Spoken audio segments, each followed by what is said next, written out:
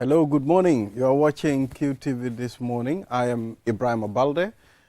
We are back again on another edition of this program here on your favorite platform, QTV Gambia. And we are about to take you through some of the happenings and, of course, also allow you to send in your contribution via our social media handles.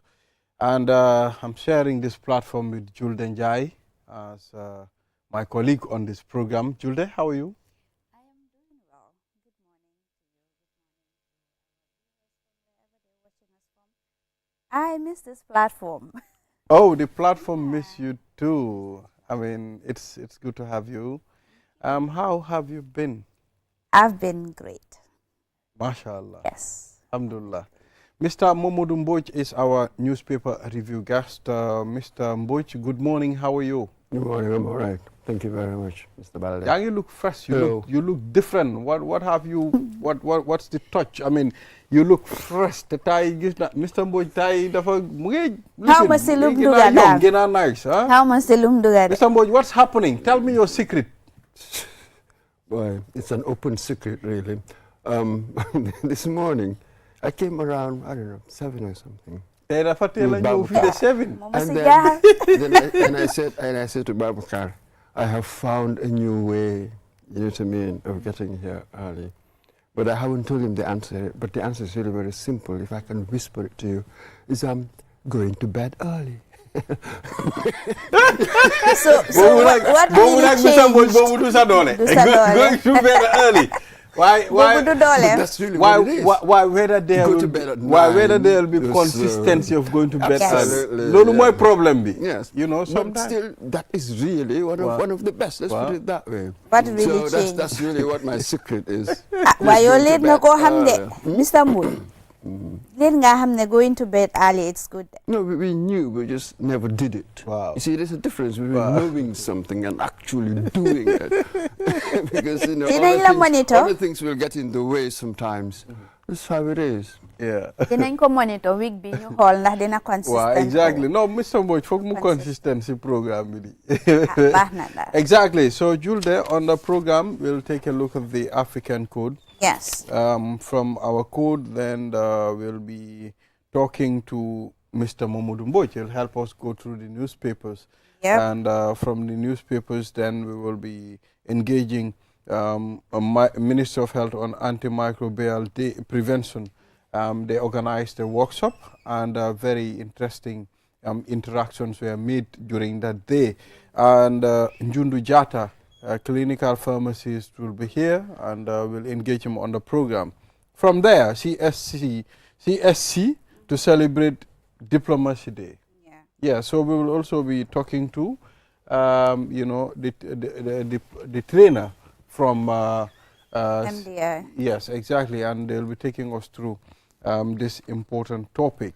Yeah, so on that note, let's start with our African proverb, and it reads, Julde. Our African proverb this morning: the barking of the dogs does not make the sheep look up. I do, yeah. I'm a little bit confused. Yeah, I know. Which direction to take? What does it mean? Absolutely. Okay, the barking. So, the barking of the dog does not make the lion to look up. No, not the lion. The lion wouldn't care. Even the sheep wouldn't care, considering. But the sheep should. I think this is really what the issue is. You know what I mean? Maybe the sheep should, but it is not aware of the danger.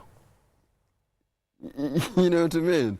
Not being aware of danger. Isn't it? The barking of the dog doesn't make the sheep look up. Well, you should. But what do we associate sheep with? So maybe when we go to the symbolisms, that's where the meaning would emerge.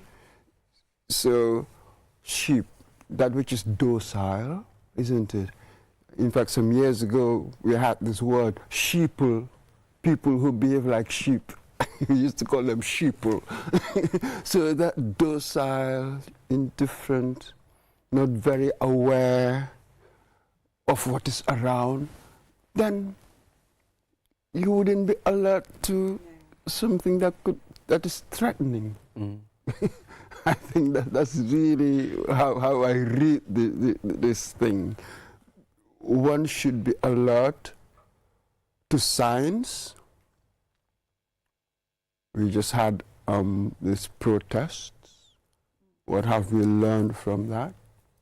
What are the signs that we should take from that so that next time it wouldn't happen? So we just had the barking of the dog. We shouldn't be like the sheep. We ignore that. You just ignore it. Perhaps You the sheep ignore has it a better... to your own peril. You do it at your own peril. You should allow signs to wake you up to potential danger. That's how I read this. I don't see it that way, though. For me, I think it's important to actually, if you are at a certain level in life, or, I mean, you don't allow yourself to be dragged back by small issues. You know, if you look at the proverb, it's talking about the barking of the dogs. Does not really make the sheep look up, because obviously the sheep is bigger than the dog, and they are not in the same league. So obviously, if the dog barks, how is that my business? So I mean, if you're in a certain position in life, or if you're in a, you know, in a certain, doing certain things, or if you reach a certain level in your life, petty things do not really bother you. Like, you tend to focus more on the bigger picture than just minor things. For me, really, I think that's the interpretation. I see your point. But I see your but point. But do you agree? But don't you? Not quite. We'll come back to But that. for we me, want to bring in for me, Mr. Balder. I got a different perspective on view. Hey. I mean, I think we are forgetting. They're talking about dogs here. Yes. Not only a single. Dogs and sheep, yes. Dogs and sheep, you understand? So when they are multiple, when they are many, they can be of danger to the herd of sheep, you understand? I think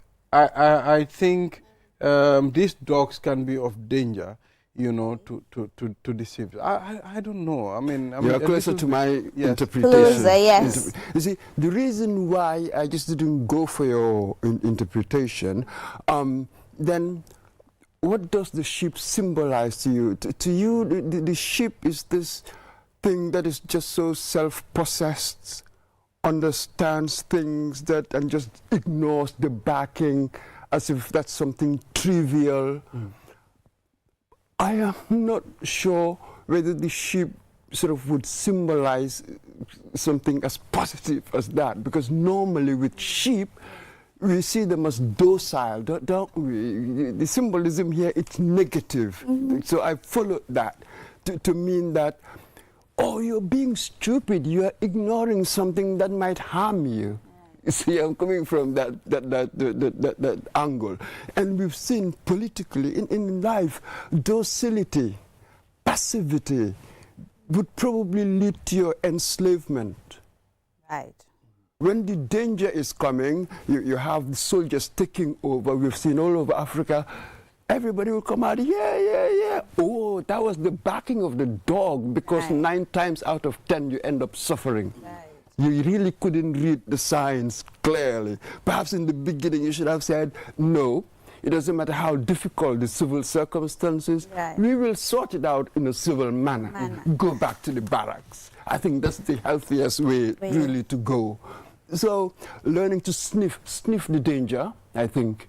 If you don't, well, you're a feast, huh? I see your point. That's how I see that. I see your point. Yeah, it's signs, because, for instance, the example that you gave for the about the issue of the protesters, I mean, they were less than 30 initially, but then because they were denied permit, that ignited something, anger within the young people. And for the fact that they, you know, the government went ahead to arrest them also fueled the situation further. So as a result, I mean, not just people in the Combos or within Greater Banjo, but we've seen protests emanating from Basse, Janjambure, Sanyang, and other parts of the country. Absolutely. So, I mean, this was not really expected. They were not paying attention to some of these details. And you know, I think for me is the fact that a lot of protests, a lot of permits were denied, but again, we see how it ends. But it's like we are not learning as far as these things are concerned. But now it is now setting a pace as far as protest is concerned. Young people now, I mean, because the first day they were arrested, but the second day they came out, but they were not arrested. The third day, the crowd was even bigger. But again, they were not arrested. This goes to show that sometimes, you know, we need to be really cognizant of the fact that some of these minor things that we ignore and we tend to believe that they are small things can really fuel something bigger. Absolutely. Well, to some of us of a certain generation, it really shows that when I'm in a position of leadership, I should have a breadth of mind, and you know, I need to know a lot of things. This is the classic return of the repressed, as they call it. Right. You remember when they were denied permit, we were discussing in the office, we just sat there and said, oh my God, why do you have to do that? That was just tactically so shambolic. Yeah, Something as small as that. You deny it, you suppress it, you say, no, I'm not going to come out and protest on what? There were certain allegations. That's a report. That's a different thing. So you deny me that? You're joking. When it returns, the return of the repressed, it doesn't come back home as a nice homecoming. It comes out as a monster. So it was just very, very easy for that to happen. Let's read out this. And there's something else. No. People are blaming government. I've read that. Barrow come out, Barrow come and do this, Barrow say this. Yeah. This is the important thing. Who said no? The police. Who is the person in charge? Are you telling me that there's political interference? I think this is the juice, this is the subtlety. Unless we have institutions running well, following the rules, as they say, only lawful orders are binding. As a leader of the head of the police, even if the president calls and tells me to do something that's unethical, that doesn't go with my work, I should have the nerve to say no. Without that, we are going nowhere. Well, how do we even understand? Is that even the case? To Barrow, then that's a failure. Do we understand those things? Those things happen. Systems. Yeah. So this one says, in your proverb, ineffectiveness of empty noise, barking, threats or warnings. Okay, that's yours. Alone doesn't provoke a response if it lacks real consequences. This one said, this could apply to society, politics, leadership, or even personal relationships where repeated warnings, criticism, or bluster are ignored because people no longer see them as meaningful or credible. Exactly. Right. These two-headed sort of interpretations are sort of moving side by side in parallel. Exactly. So you are watching QTV this morning. Thank you very much. You can send us your contribution on our social media handles. Shouts to our brother Banki. He watches this program from Madrid in Spain. And of course, we also have our viewers, from different parts of the world. Now we'll move on straight to the newspaper review. We have quite very interesting story headlines here. Before we start this program, I've heard you and Julda talking about the headlines of the newspapers. Right. So we'll take a look at some of the stories. Julda, if you have them, please. Yes, I have the Standard, Point, and Foroya with me. So let's just take a look at the main headline on the Standard newspaper, and it reads, Fonyi Berefet Nam decomes to NPP. Okay. You know what is interesting about this whole thing? Okay, all right. That's a very interesting story here. It is. You know what's interesting? It's the fact that she said she believes in the agenda of NPP and Barrow, but again, she remains independent. I don't know how we are going to join this together. I mean, you support someone else's agenda and you claim to be independent. How do we really match this? Well, they used to call it having your cake and eating it. I think that's the word she wants to pull on us here. No, once you support something, I'm not sure whether you can justify your independence, in quote. Why does she want to do that? I mean, you want to support Barrow, support the agenda. Everybody understands that. By still trying to sort of stay, you know, not to be uprooted, as it were. You imagine that you've got your roots. You don't want to be uprooted, yet you want to be stretched over to the next door. Why go through all this trouble? It will make you fatigued at the end of the time. You know, this is sort of a conflict of interest. I mean, at some point, you want to be recognized by the bigger picture, but at some point, you don't want to leave where you are. But for me, I'm just worried about the people that voted her in fact, office. I mean, is she going back to those people? In fact, let me read a quote directly from her. And she said, "My loyalty lies with you, the constituents who entrusted me with this mandate and with the progress of the Gambia." I mean, if your loyalty lies with the people, that is your constituents members, they elected you under an independent banner. I mean, I'm not really getting this right. I mean, if they really wanted you to be in any political party, or they believed in the agenda of any political party, I believe that they would have elected you under the banner of any political party. But because, so I don't know.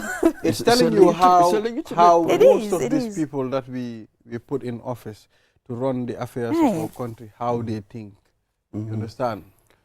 Even though I'll probably defend her in this way, yes, somebody can say that those who voted for you voted you under the banner, under the ticket of an independent candidate. Yeah. Now, for you to move, don't you think maybe you should come back and ask us something like that? Right. But here, with me, I don't look at our members of parliament as delegates. I see them as representatives. So a delegate must really say what you were told by your people. A representative, well, you interpret the situation and take the best judgment, the best position. In your judgment, what's the best thing to believe given the situation. So in theory, your whole constituents can say no, but in your judgment, you should say yes. That's really what you should follow. Is that not contradictory? No, it is not contradictory. These are the same people who elected you into office. No. It's an old... And your people's representative. Yes, but you are not their delegate. Let us get that clear. But you are not a delegate. You see, this is why, first, I wanted to give you this conceptual differences. It's a long debate but in members of parliament. If, for instance, you are representing me, or I am representing you, I mean, it's like you are speaking or talking on my behalf. Well, no, not necessarily so. I am looking after your best interest. You see, I was not sent by a group to go and say A, B, C, and D. That's what a delegate is. We meet, we say on matter A, and you will be all believe in this. This is what you will do. Whereas as a representative, you were sent there to be an advocate for my interest. Well, what does that mean? So I will use your judgment. Whereas as a delegate, you don't have a judgment, really. It's just you've been sent to go and say something. As a representative, you use your judgment. So this is really a long debate since somebody called Edmund Burke in the House of Parliament, in the House of Commons. What is a representative? What is an MP? So they've been debating this for a very long time. So I believe, anyway, in the idea of a representative. You use your judgment when it comes to maybe voting in the National Assembly. You are the one who's been following the debate. You see, I work, I don't have time for that. You know what I mean? So this is really what it means. Some of us, who's got time to read about fisheries or what's happening in all these areas? We're so busy with our work. But I expect my member of parliament to be reading about this, to be prepared. But again, that is dangerous for the fact that if you're there, using your own judgment, I mean, your judgment can be clouded. And secondly, you can use your own personal interest over the interest of the majority. That is the people that elected you. Anybody's judgment can be clouded. That's what I'm saying. But as a member of parliament, you are expected to at least, whatever you are debating at the National Assembly should align with the people that elected you. That's just my point. If not, you're just there for your own interest, not the interest of the people. No, it's not your own interest. It's the interest of reason. It's not, in fact, it's not a selfish. Okay, it's not necessarily selfish. Let us leave the psychology bit of it or the philosophy part of it. Okay? No, this is not philosophical. It's political. That's what I'm saying. Okay, now let us leave that bit of it. Let us now focus on the reality on the ground. Okay, what is the reality? The setting, our National Assembly members. Okay, let's take the National Assembly. So what's the reality on the ground? How do you describe it? That's what I'm talking about now. If you look at the National Assembly member, most of the people or the people that they claim to be representing, it's not in line with them. In fact, critics of the National Assembly are even saying that they are one of the most ineffective National Assembly because national issues will arise. You will not hear them talk about it. And even if you look at the debate, the substance of their debate, you could tell whether it's personal or it's political. You could tell. It's like the substance of the debate. That's what I'm talking about. Now that's a really very sweeping claims, and you're making high. This is really quite well, don't you think? Don't you think when you have to support maybe the NPP's agenda or the government's agenda? You understand? At some point, you need to go back to the people that voted you in. No, you are talking about different things. You are talking about the quality of the debate. Right. You are talking about the party they belong to. You are talking about two different things. What this person said was far more radical, was far more damaging in many ways, as if telling me that the quality, the caliber of minds in the National Assembly is low. Well, but now, it's obvious, Mr. Momodu. That's a dangerous But that's obvious. That's obvious, isn't it? I wouldn't dare make that Have judgment. you watched some of the sittings? Oh, have you been following National Assembly matters? I just don't want to take that patronizing tone, thinking that I know what is intellectually high caliber. I do not want to take that position. Who do I think I am? Who does anybody think you are to make that kind of judgment? It's not a judgment, okay? It is judgment. No, it's not judgment. It's crystal clear. It's out there. It's no secret, Mr. Moore. No, it's not being arrogant. Come on, we're just analyzing. No, we're not analyzing some of these things at the National Assembly. I mean, are they debating based on national interest? You see, because the issue is this. For instance, a classical example of that is the draft constitution. Now it is there for the people. But now that document, one of the most important documents, has been politicized. Yes, so what you get in the National Assembly is this. Take any issue, you have some would argue that it is blue, others argue that it is red. There is no one National Assembly, no one platform. So you see that they vote on issues. Maybe this time you'll have 20 vote on this side. Then you'll have, I don't know how many are there, 58? That is something vote on the other side. So you realize the dynamism that's going on in the National Assembly.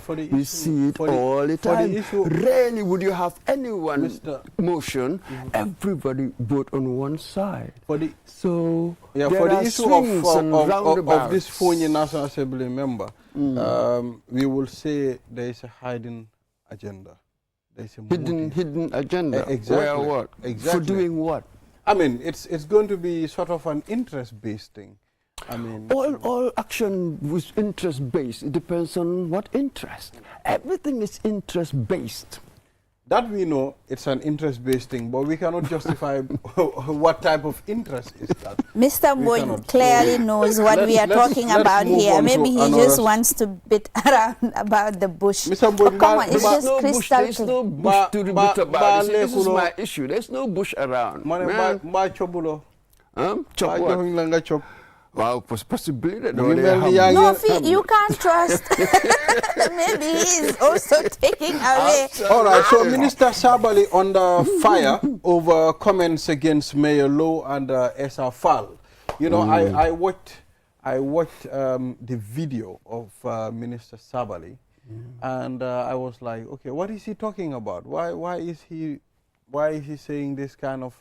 I mean, why is he speaking in this type of language? I mean, at some point I was like, okay, I think everybody is confused. Dr. Dembasabili, is it? Minister of Agriculture Minister. Well, maybe afterwards he said that he misspoke, you know, what they say. Yes, the overreactions. We've seen a few overreactions here and there. Some people are like that. It's important that one is experienced and self-possessed enough, especially when you're in a position of authority, responsibility, to behave as such. But yes, you wouldn't know why you want to say that. Why do you want to threaten, really? So that's really the end of it for me. It was an overreaction, you know, unnecessary.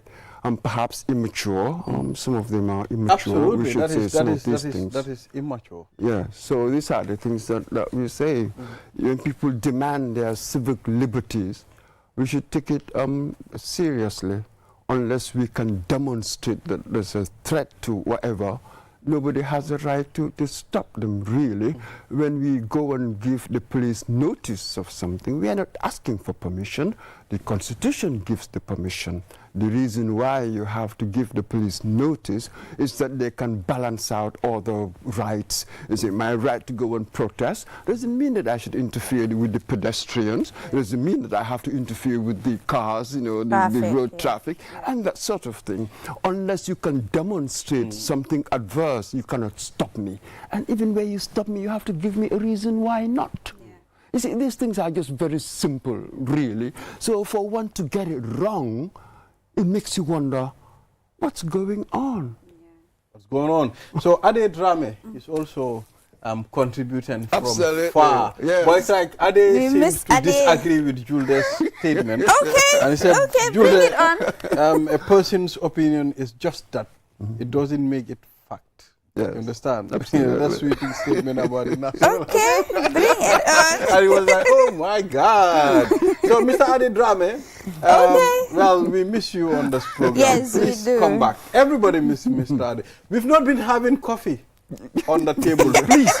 The coffee has been empty, no sugar, no coffee. Please. And tissue. And tissue. No nothing. tissue. Nothing. Air freshener, nothing, Mr. Ade. So we miss you. Come back. All right. So what do we have again? So we still have stories here. For instance, on the Point newspaper, their main headline reads, "Former diplomat to run for 2026 presidential election."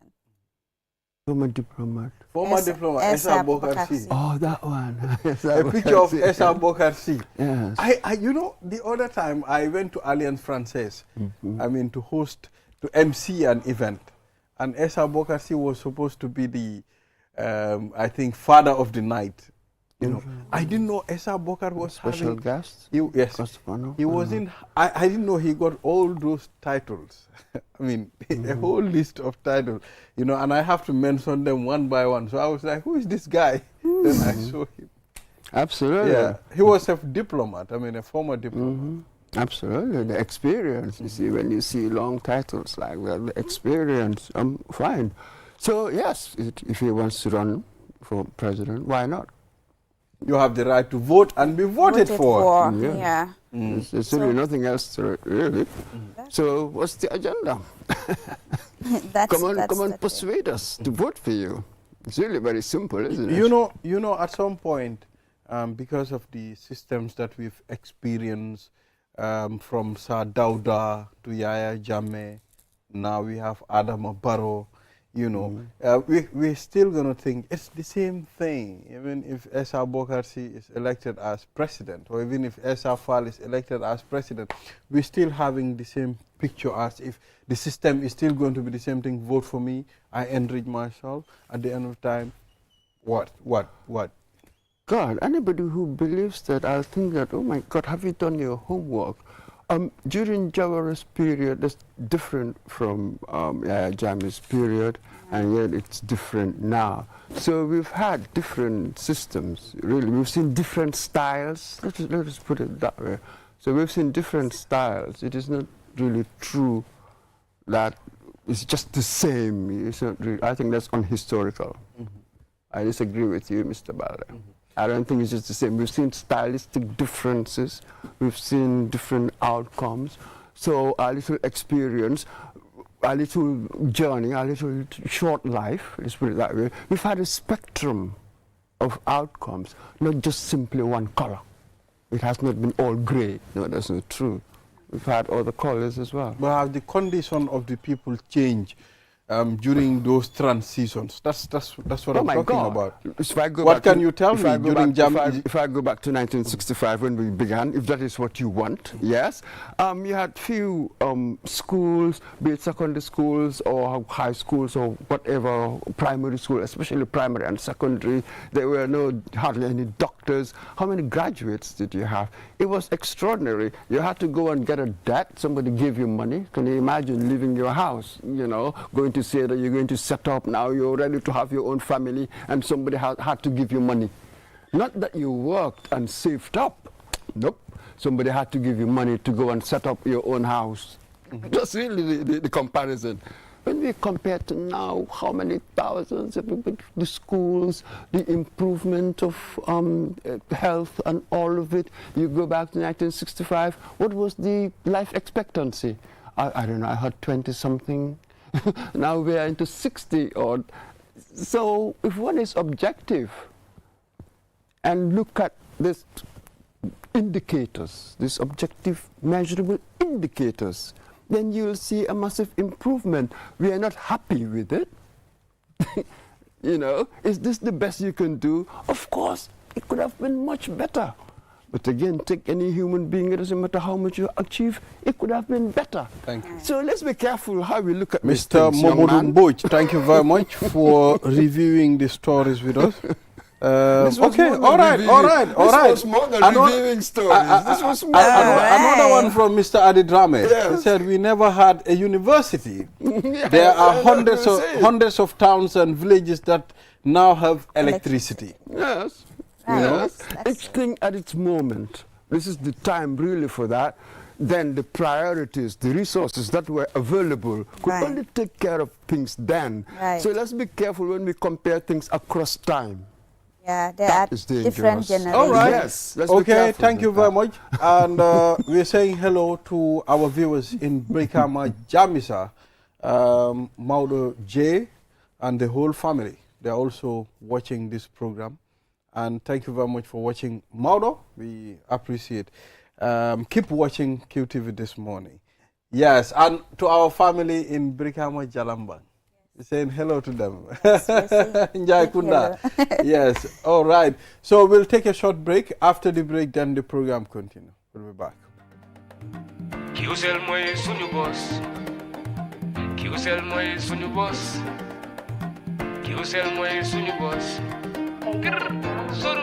Go, ebe da full network suda tili QCell. Ni lafta diamla wati jamala mune diata QCell. Most reliable network dumala geta wati QCell. Wo quality man nyon soda jam ona manke QCell. Ani be wuloni farole kono walante be bakono jala fayola network ko se taria QCell suñu boss. Ñu fi njeka indi 3G ñu delu taxi 4G plus and now we bring you 5G. Nadema 5G. First and only 5G provider. Itella follow adi doron nesa keno.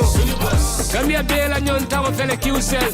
Ko fasunta buka busi QCell. Itella molti milka kukutol nati Gambia. QCell meta lori la kiliano yele imanjina amanda wala itella ka quality dila dadi ma itelle silo wala wodol mume be kenoma. QCell sunny boss. QCell sunny boss. QCell sunny boss. QCell sunny boss. Connect solo be bambandi QCell sunny boss. QCell most innovative QCell sunny boss.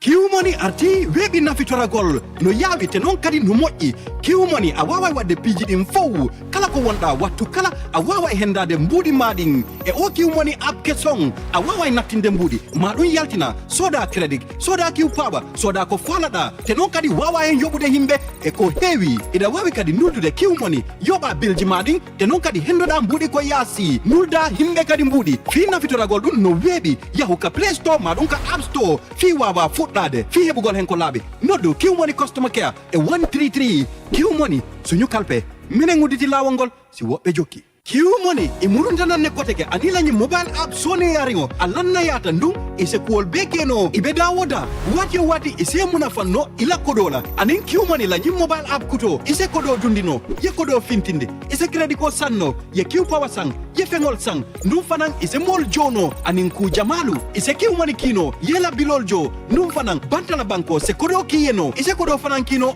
do kotaŋe pour que muna fañinna a download sign play store anin app store ni laftaka kusenango soto je kiwmoni customer care commandi 133 kiwmoni suñu kalpe ntolle nga silo walang dole mol noma.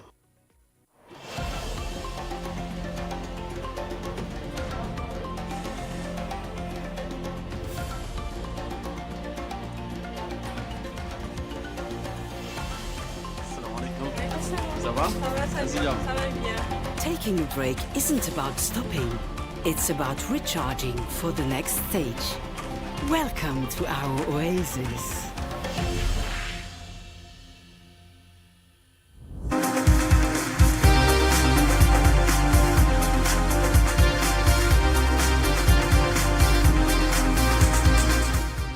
You are watching QTV This Morning. I am Ibrahim Abalde.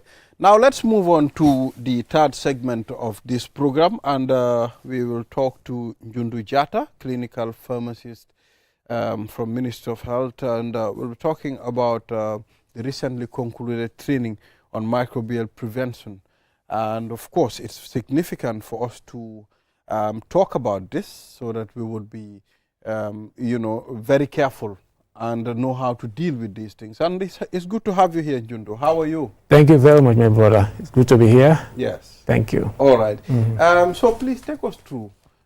Make us understand what microbials are. Yes. Thank you very much, my brother. Microorganisms are generally living things that we are living in environments. But the thing about them that they can cause a lot of harm to us as human beings. Within our body, they are living there very fine, but in certain situations can allow them to proliferate and start harming us. But generally, microorganisms are everywhere. What we breathe, we are breathing them, and on our skin, they are there.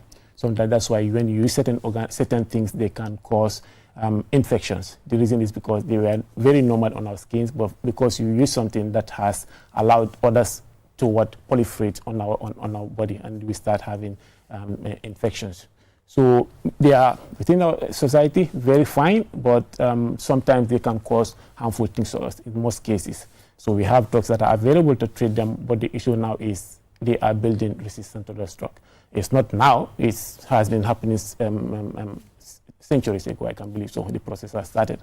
But it is alarming now. It is a threat to global health. WHO has been advocating for people to start awareness on the threat of antimicrobial resistance that is growing in this country. Is everywhere, but within our society, Africa and sub-Saharan Africa, you can see that our health infrastructure is not as robust as that of the developed countries. So putting that into consideration, you will see that certain things that we're supposed to do to detect those organisms and antibiotics to use, we might not be able to have that access to those things. So because of that, we can have a lot of morbidities, people dying because of drugs are available, but they're not able to treat those organisms. So what are the main common microbes causing infection?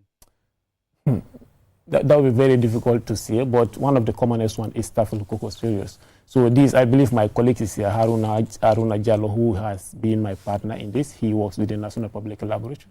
So we're able to give you those microorganisms, but as a pharmacist, I know Staph and the others, Salmonella, Pseudomonas are some of those common organisms that we live in.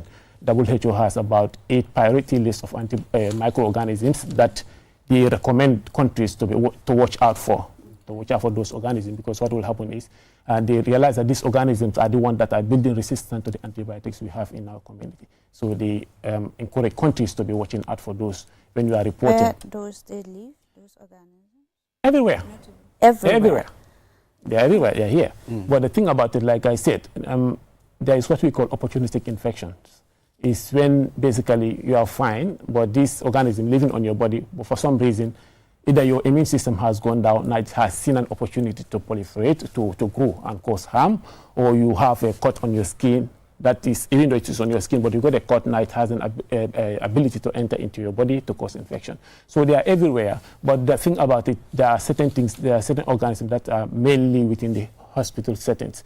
And some of those organisms, you can develop infection. You can go to a hospital without that infection, but you are admitted for something else, but before you leave there, you could have an infection. It's possible. There's things we call hospital-acquired infection.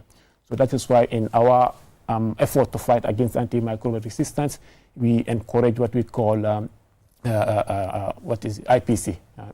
IPC, that is prevention of, what is the name again? Sorry, I forgot the particular term for this. Yes. Term, yeah. Yes. But the principle behind it is just to prevent infections by ensuring that people abide by cleanliness as much as possible. These are the ways we can prevent infections at those settings, but they are generally everywhere. Wow, Yeah. then that is risky. It's so deadly. I wouldn't say so deadly, because this is the world. It's everywhere. It's just like you living with your dog. And your dog can cause rabies. Do you know that? Yes. It can cause rabies, yes. So it's just a normal way of life. It's just that sometimes they can grow beyond what they're expected to grow, and they can start causing harm to us. We have infection, you go to the hospitals, you need an antibiotics, and that antibiotic is supposed to help you, but the resistance is now being developed against those antibiotics. And that's the message we want to convey to the public. So you conducted a training for healthcare workers, the Ministry of Health. Talk to us about that. How many healthcare workers were targeted? Yes, so we had people about, let's say, we had about 5 or 6 from each of the major hospitals. The target was the general hospitals and the teaching hospitals, and we have about 4 or 5 general hospitals, and the Edward Francis as the teaching hospitals. So we brought in their CEOs and their laboratory scientists, their pharmacists, and their clinicians. These are the people we brought in to train them on possible identification of microorganism, microbiological surveillance, and as well as establishing an antimicrobial stewardship program into the hospitals. This program is basically bringing people from different areas within the hospital. I talked about the clinicians. I also talked about the laboratory scientists, the pharmacists, and the nurses, and the IPC officers. IPC here is the Infection Prevention Control Officer, so we have them in the hospitals.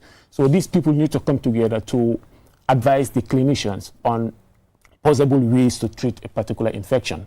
If a patient have an infection, and before, usually what you're supposed to do in clinical practice is more of what you collect a sample, you send it to the lab to do what we call culture and sensitivity, to determine what is the causative organism there, what is the organism causing that infection.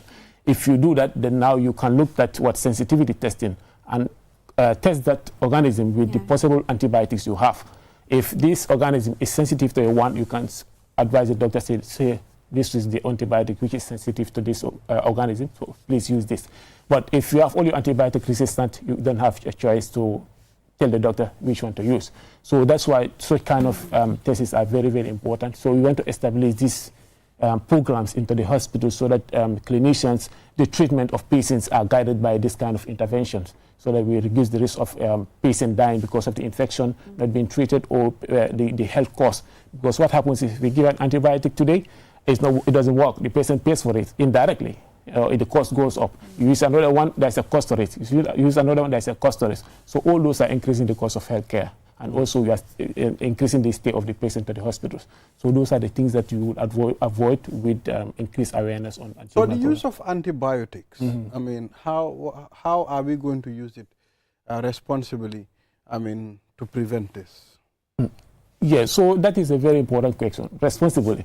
Because what happens is, currently there is not much control on the use of antibiotics. So you or my sister here or one of you, for some point in time, you had gone to a pharmacy and asked for antibiotics. And that reason might be genuine or might not be genuine. For instance, I could have a cold, common cold. And I've seen this because I'm a pharmacist, I work at a pharmacy. See people come in here with a common cold, they say they need an antibiotic because their perception is an antibiotic basically is good for anything that is a form of infection. But common cold mostly is caused by a virus. So antibiotic is useless in viral infection.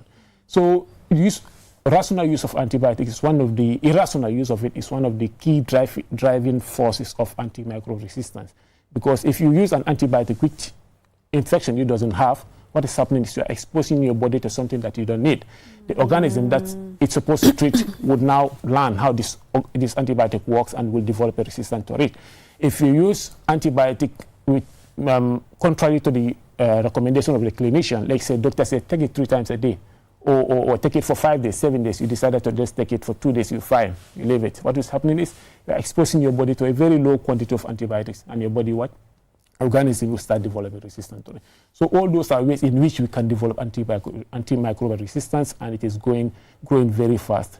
In fact, I'm not sure when was the last time we had a new antibiotic being produced as in the world, identified. It has been, I think, since 2019. So the rate of antimicrobials being produced in the world is very slow compared to the rate of resistance being developed. So if you do the math, we are developing resistance faster than what we are producing. So what will happen? We'll lose everything before we produce another one. And what will happen is there's nothing to treat us when we have infections. So it is a serious threat for everybody. No one is safe. If we just say, we have not developed resistance, I'm fine. What is happening to the generation coming after us? No antibiotic will be available to treat them. And it is something that we need to take seriously. Both health workers and non-health workers, and especially the media, since you are the guys that people are communicating through. So you need to convey this information that people need to know that there is a threat that is coming and is antimicrobial resistance. In that case, would I be right to say that, because most times you go to, if someone is sick, you just go to over-the-counter drugs, or you go to drugstores and then they just prescribe something, medicine to you and give it, and you take without having to go through a lab test and all that to know really where the problem lies. Could that be a contributing factor? It is. It's a problem. It is a contributing factor. In fact, I started by saying that there is less control in terms of what people can get from the pharmacy, right?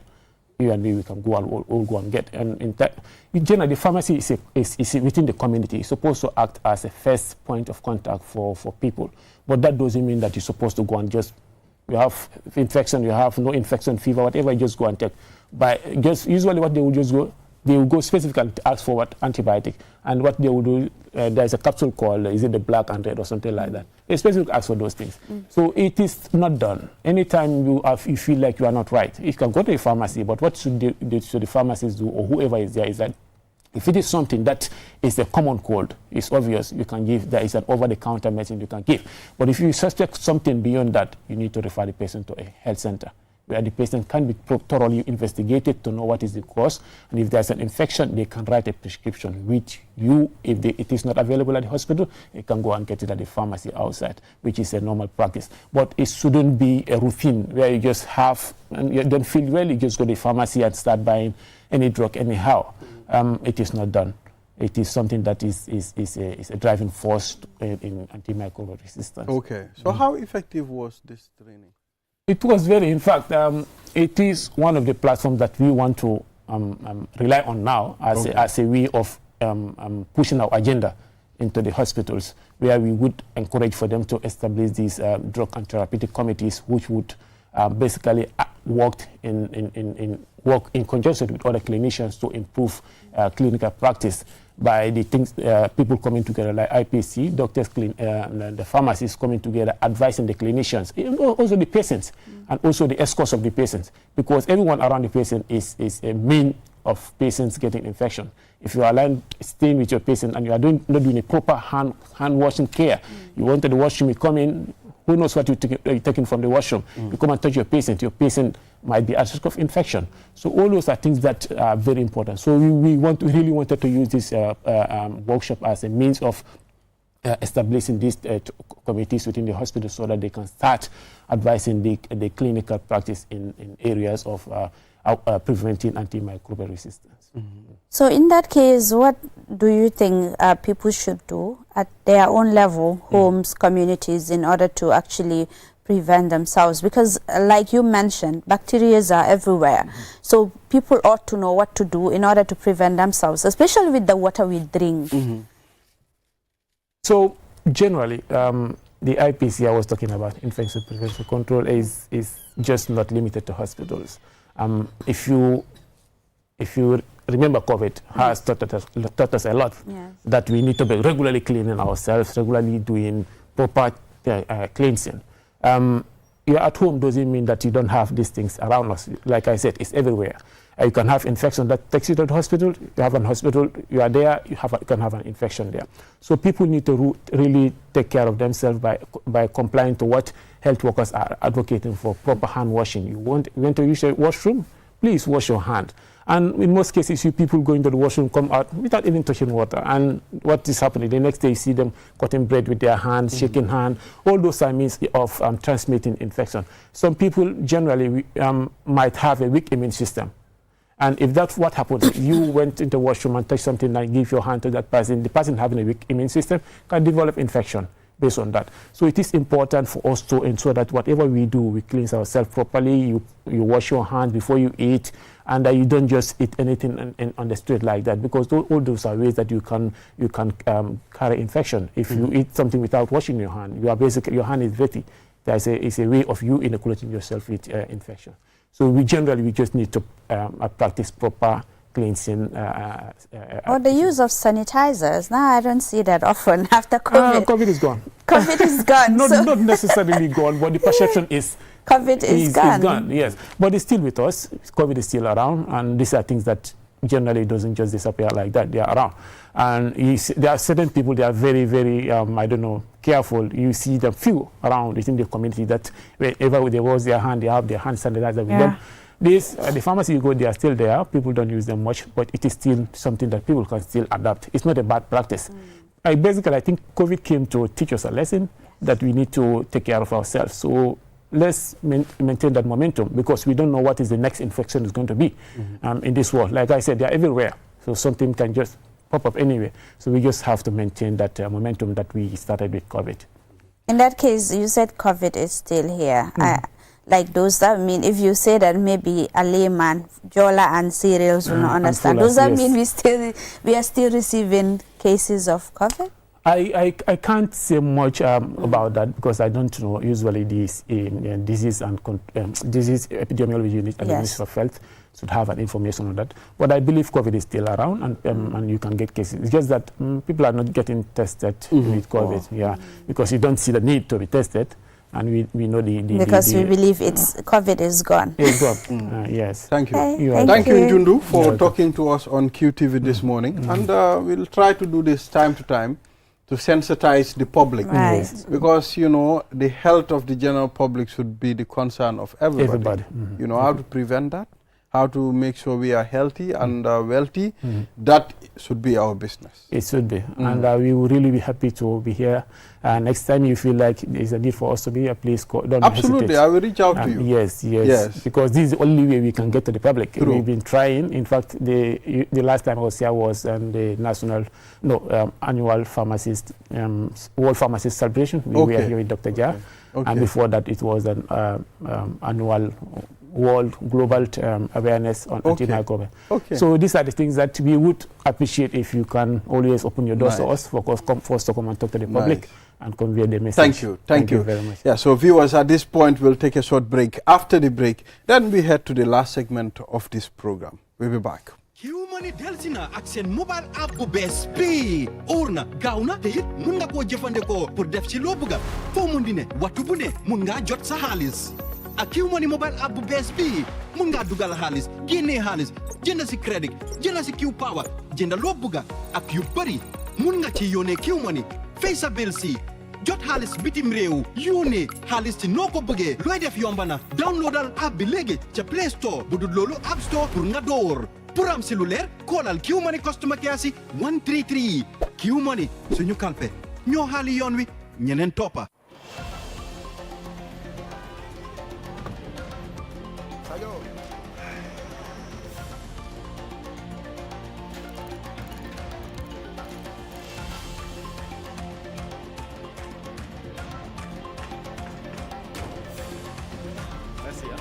Oryx service, top teamwork for top performance.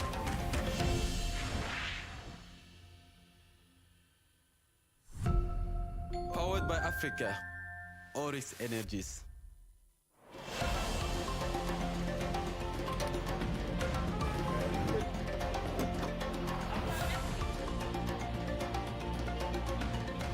Wow, ça va?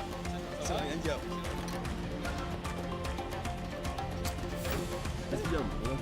Oryx, with you all the way.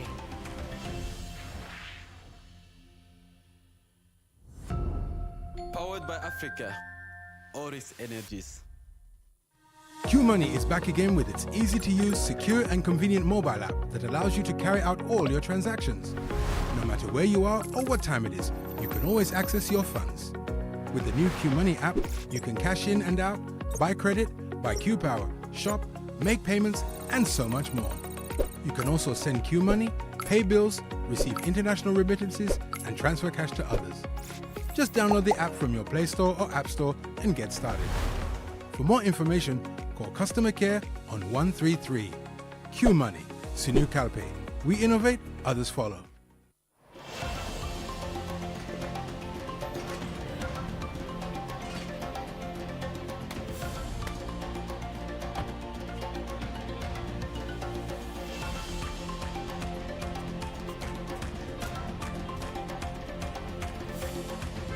Oryx Gas, the energy that brings us together.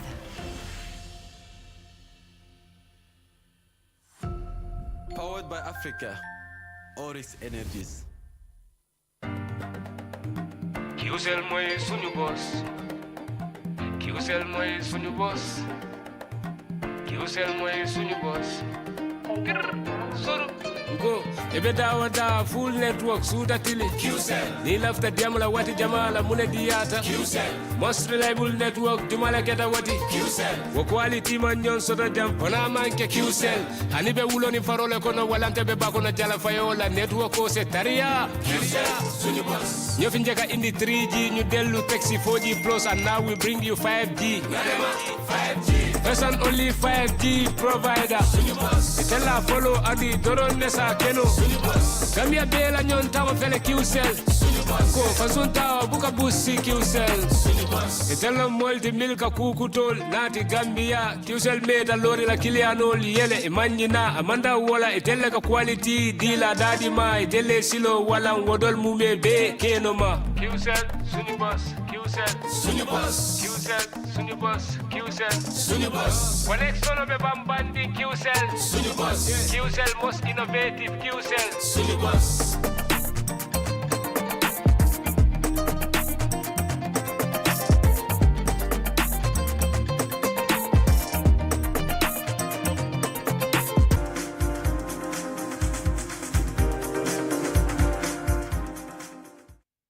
Yes, we are back. You are watching QTV this morning, and I am Ibrahim Abalde with Julden Jai on this program.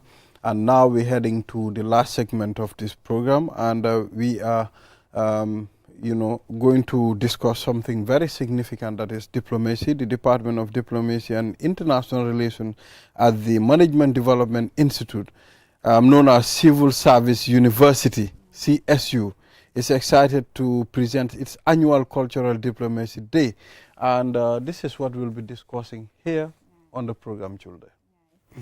So good morning, Mr. Jiva, and welcome to QTV this morning program. Yeah, good morning, Julde. Yes. Talk to us about this day, Diplomacy Day, and the rationale behind the day. Thank you so much. Good morning, viewers as well. This is actually a very, very important and significant day for us, but it's also should be a national pride as well. Because the rationale behind us coming up with this day is that diplomacy now, especially modern diplomacy, cannot actually be done without culture. Right? Cultural exchanges are becoming a very important aspect of diplomacy.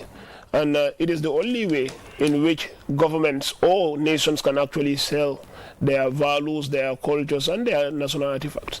And that is why we deem it necessary to actually come up with this. But it also have different components, because if you look at it, diplomacy and culture goes together. But if you look at our national level, we have a diverse, culture. Even though our cultures are similar, but they are also distinct in their own ways. The Fulani, the Mandinka, the Jola. So we deem it necessary to make so we actually find a common ground when it comes to these diverse cultures. And that is why if you look at it this year, our theme is unity in diversity. Even though we are diverse, but we can actually be united. We have to celebrate those diversities and be united. And that is why the model that we use since last year is that students from all the classes are actually randomly grouped into different cultures. We even decide not to call it ethnic groups. We are using cultures. We actually group them in different cultures. You can be a Jola, but you are in, let's say, National Diploma 1. You will be a Serehule. So whether you are a Fula, Jola, you have to actually perform the Serehule culture. So this actually give our students the platform to actually learn about the Serehule culture and also fall in love with that culture and celebrate it. Then tomorrow, if anyone actually talk bad about the Serehule culture, those people, they will take ownership. They feel that this is actually a beautiful culture. We have actually learn about it and then we appreciate it. So these are the things, and then we believe this is actually a recipe for national reconciliation. Especially we are actually heading to a critical stage when it comes to our national election cycle. Elections is coming, and then we know how sometimes issues of ethnicity, issues of culture can be politicized. And we believe once people actually try to appreciate, celebrate each other's culture, and then find common grounds, it will actually enhance national peace and stability. So how does cultural diplomacy differ from traditional diplomacy? Yeah, there is some kind of difference. Again, what we understand when we talk about diplomacy is representation, right? You actually send somebody in a foreign land to actually represent your country, to actually steer the affairs of your nation, right? But here now, we actually try to fuse the cultural aspect, wherein people are not just looking for your national interest, but you are also selling your country. Cultural diplomacy is a way of selling your country, because it has different components. Even music is part of cultural diplomacy, right? Language is part of cultural diplomacy.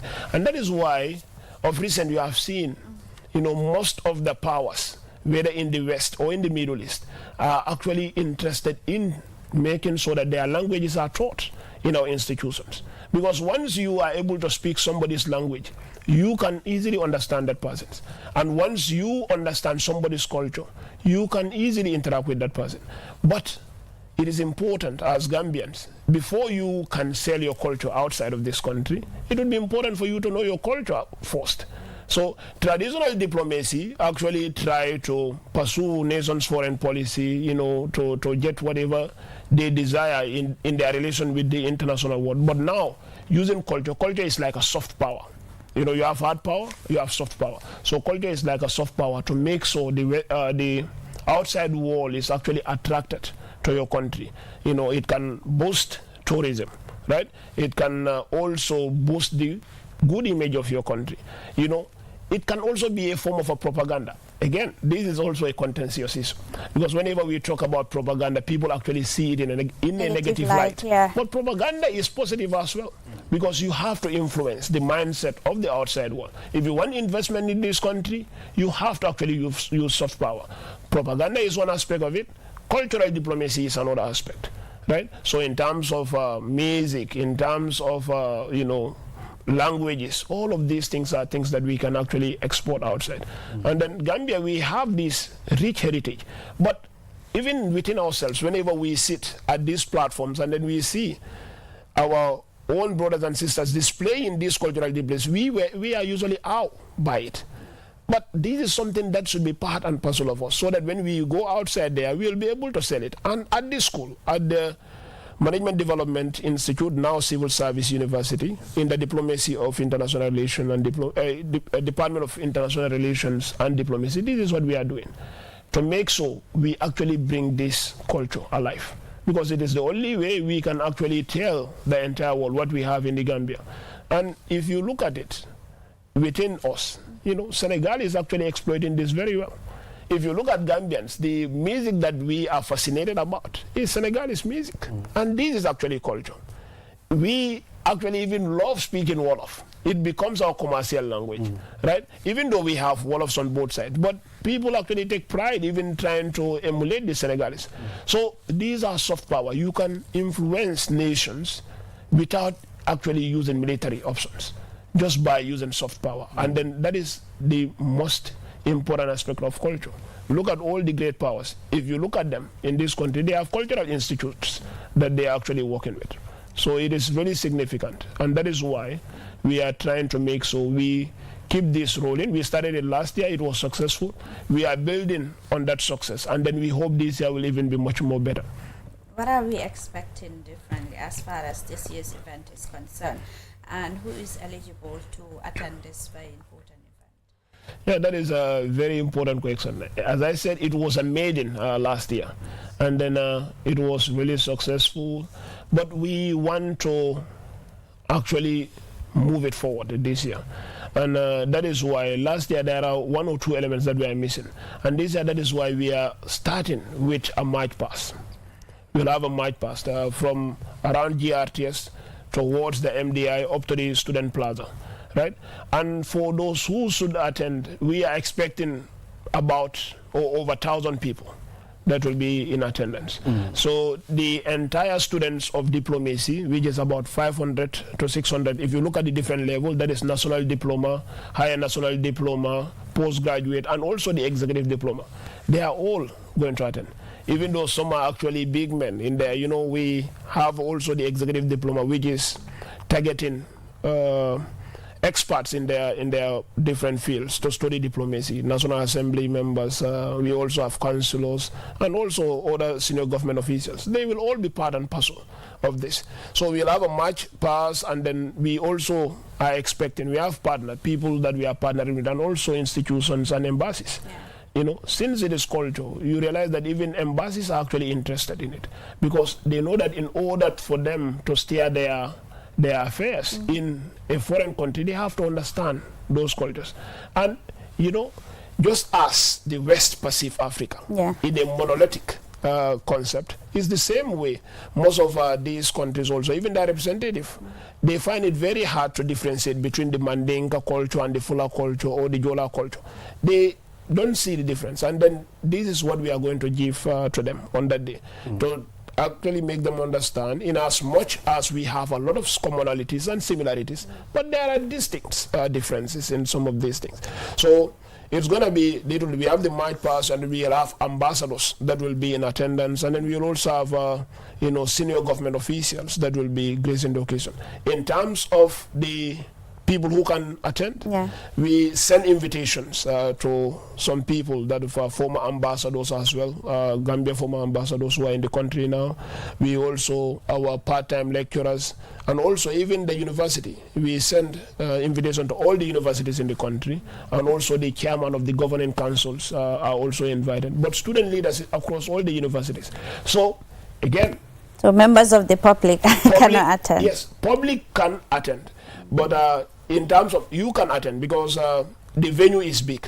You know, we are trying to open it to the public as well. You can attend, but we have like you know, VIP section, invited guests. But even if you are not invited, it's an open space. Once you actually come peacefully, you can attend and then you can grace the occasion. Yeah. So how does the Department of Diplomacy and International Relations incorporate this cultural diplomacy into its curriculum? Or have you already started that? Yeah, so that is one of the reasons. Under the foresight of our head of department, that is Madam Pulondao, we actually start and then look at it critically to see, when we talk about diplomacy, it is not just the traditional diplomacy of pursuing or representing your nation and pursuing its foreign policy goals abroad, but how can you actually do this, you know, using what you have? And one of the things that we have as a nation is actually, you know, culture. That is something we can actually attract a lot of our Western powers. So we actually talk about this, and then we decided, you know, as a department, that we should have a cultural diplomacy day. Because, you know, culture in itself, it's part of other modules. You know, cultural diplomacy. When you're looking at diplomacy, even as a course, you have cultural diplomacy as part of it. You know, and then also similar to, if you look at also another course, which is the modern diplomacy, you have culture, you know, embedded in it. So, but we actually make it a point to make so students actually practice this. And the only way they can practice this is to have a special day in which they do a rigorous preparation. And as we are speaking, most of the groups are rehearsing, you know, because it's also a competition. It is not just a celebration, it is also a competition. So every class is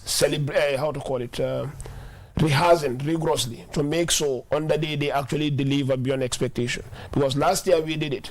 It was really tough to even declare the winner. At some point, the Mandinkas and the Jolas were tied. So we have to actually give them another 5 minutes to actually come up with something, you know, new to a tiebreaker, so to speak. And then eventually the Jolas actually become victorious above the Fullers as well. So that was actually... That was not fair.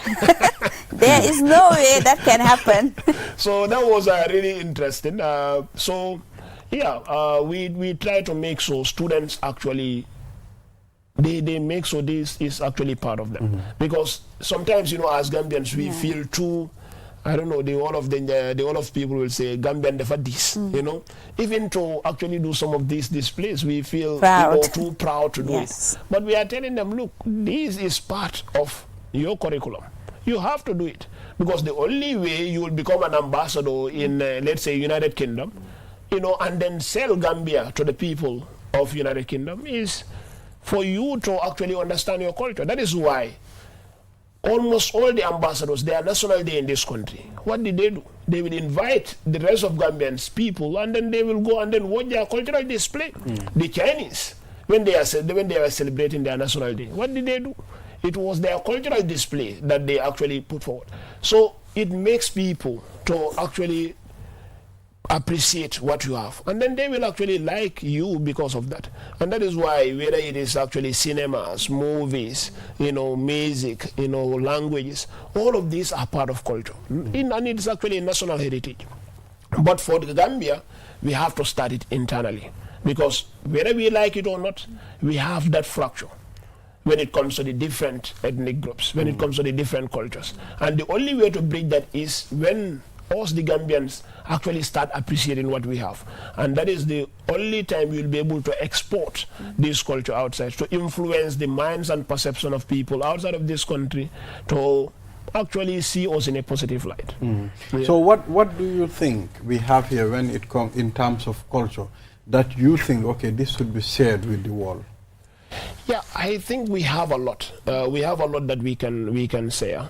And then I would actually say some, but for the rest, I would say maybe people that are viewing, if you want to see, you know, what we can actually do in terms of culture, I'm inviting you to MDI. I'm inviting you to the Civil Service University tomorrow to actually look at these things. Because the time we will start at 9 o'clock. The procession will start at 9 o'clock. The event itself will start at 9:30. So we will do the procession, and then the VIPs and the dignitaries will be seated, and then we will start the program at 9 o'clock. And the sequence in which it's going to be done is we will have the different cultures. They will actually do an entrance performance, just like a pass-through, to give us a gist of what we are to expect, for the rest of the day. And once they do that, now they will actually be doing intern. But as I said, we also invite dignitaries. We'll have our head of department will actually address the gathering. We'll have our, Deputy Director General or the Director General who will actually give a welcoming remark. Then we will have we invite a guest of honor who is a veteran ambassador, a seasoned ambassador. He is retired now. He will actually be our guest of honor. And who is that? No, well, you don't want to disclose it? Yeah, but we actually we identified His Excellency Ambassador Dembo Baji. He's a seasoned ambassador, and then he's retired now, so he would actually be our guest of honor in terms of delivering that keynote address to the students. So, in terms of expectation, as you asked, the displays will be there. Most of the time we actually feel there is some. For example, the Jolas, when they are performing and then with the knives and so on, we might there might be some kind of trick. But they will show you that this is not trick, this is actually real. They have done it last year. Again, personally, I'm usually very frightened with some of those performances, but it is culture. Who am I to say that, it is risky, you shouldn't do it? And then the Mandinkas with their Kankrangs and, the Fullers, with also. And then, interestingly, maybe some of the group that is actually going to do the Fuller might actually not be happy with me by disclosing this, but they're actually going to do a live and a natural way of how Fullers do some of these cultures. So it is not like they will do a simulation. It is actually live. Live, wow. So if it is actually somebody who is going to be, I'm not going to disclose, but if it's actually somebody who is going to be a herdsman or herdsman, they will actually do something very similar, to some of this. So I will not disclose everything before they actually put me put me in problem. Exactly. And overall, just to sum up, overall also, we're not just looking at the performance. It's also the outfit. So each of the classes, they make sure they have their own outfits, right? And it's like an asobi. Fullers, this is actually the traditional attire of Fullers. Jolas, this is their traditional. So just by looking at them, you categorically know that this is Fuller, Mandinka, Jola, and the rest goes on. And also, they will also make their traditional food. Right? Where Mandinkas will actually make their traditional food, the Fullers make their traditional food. Because, as I said, it's a competition. And each of these elements, in terms of the attires, in terms of the performance, in terms of the food, are going to be assessed. Based on what they actually present. Yes. Thank you very much. The prices, just finally, I know we're out of time, quickly. Yeah, the prices. Yes. Yeah, last year we actually played to them. But this year, it is actually a very interesting price. Okay. And then last year, just yesterday, we had a final meeting, online meeting with all the class reps, and then they want us to disclose what the price is going to be. And we have partners who actually come on board, and then they give a price. But this time around, the price is not like individual price, so it's going to be a collective price. So they bring something that will be beneficial to all the students that actually perform, but it will be in honor of the group that actually come first, because there are things that the basic necessities that they actually lack, and then they are yearning for those things. And thank God we actually have some of those things. I may not be in position to disclose what exactly, but I want to tell them that give it your best shot. Take your first position, and then the prize is there to be win. Exactly. Thank you very much. Thank you for coming, and we wish you all the best of luck for the event. And I hope people will go out and watch the different cultural displays. Yes. Should be interesting. Yes, so Julda, this is all we have. But this time around, make sure Jolas should not win. There is no way Jola man can win. Absolutely. No, you will see. It's a challenge. And the Fullers are saying this time around they will win. So let's see. I'm going to be very neutral. I'm not even part of the judges. So I hope the Fullers actually give a big challenge this time around. All right. So viewers, thank you very much for watching. Until we come here again tomorrow, do have a wonderful day. Bye-bye.